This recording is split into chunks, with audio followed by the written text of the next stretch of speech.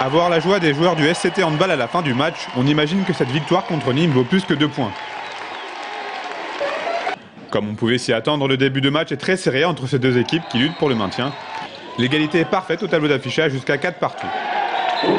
Les hommes de François Berthier vont alors s'appuyer sur une excellente base défensive pour creuser un premier écart au bout d'un quart d'heure de jeu. Saint-Cyr mène 7-5. Les Gardois de leur côté ne sont pas en reste.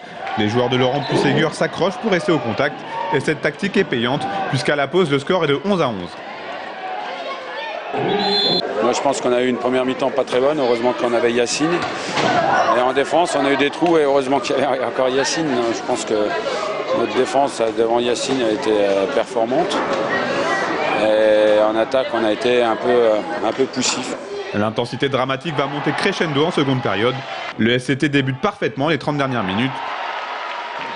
Dans les cages, Idrissi continue son récital et comme par magie, les attaques sont plus fluides. À la 44e minute, Saint-Cyr mène 17-14. On se dit alors que le match est plié, mais les Nîmois vont montrer de l'orgueil et en 10 minutes, l'USAM revient à hauteur de son adversaire. On menait 18-15, on avait la balle je crois du 19-15.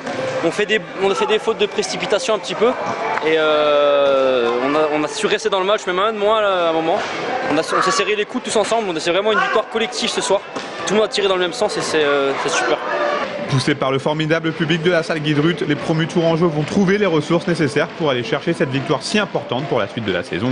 Le combat est intense en fin de match, les jets de 7 mètres se succèdent pour chaque équipe et à ce petit jeu, ce sont les Saint-Cyriens qui s'en sortent le mieux. Le pivot Thomas Egli clôt la marque à 45 secondes du buzzer. Score final 24-22, le public a joué à fond son rôle de 8e homme. Oui, ça c'est bien parce qu'on a besoin de ces choses-là. Je pense que l'osmose avec le public est importante. On avait envie de montrer au public qu'on avait bien notre place dans cette LNH, qu'on voulait confirmer ce qu'on a fait un super match à Toulouse la semaine dernière. Et je pense que le public a répondu déjà présent, la salle était bien pleine. Et on leur a montré que c'était un beau petit match d'handball et que l'handball était sympa à regarder. Second succès consécutif pour les Tourangeaux et grand ouf de soulagement. Prochain match à Chambéry. Les hommes de François Berthier ont 10 jours pour savourer et pourquoi pas pour ramener quelque chose de ce périlleux déplacement en Savoie.